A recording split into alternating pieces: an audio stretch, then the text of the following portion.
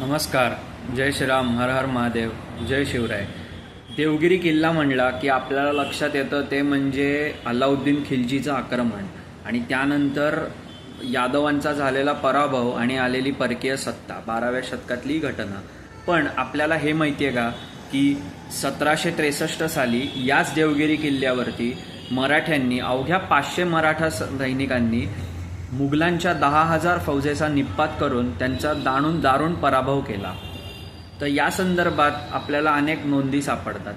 मुख्य विशेषतः अग्निबाणांचा वापर केला याचा आपल्याला इथे स्पष्ट उल्लेख सापडतो.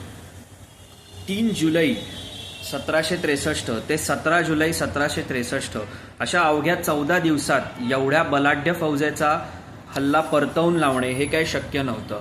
पण जे अशक्य असतं तेच मराठे करायचे हा इतिहास तर आहे. उद्धव वीरेश्वर चितळे हे मुख्य सरदार व मोहिते हे तेथील किल्लेदार होते. या दोघांनी मिळून 500 सैनिकांसोबत जो पराक्रम केला तो खरंच अतुलनीय आहे.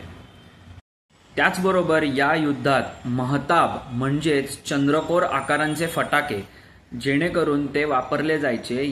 त्याचं कारण असं होतं की रात्रीच्या वेळेला शत्रू जर हल्ला करत असेल, विशेषतः या देवगिरीच्या लढाईमध्ये जे झालं होतं, तर त्या प्रकाशामुळे तुम्हाला जवळजवळ एक 6-7 किलोमीटरपर्यंतचा प्रदेश नीट दिसावा यासाठी तो वापरला गेला होता.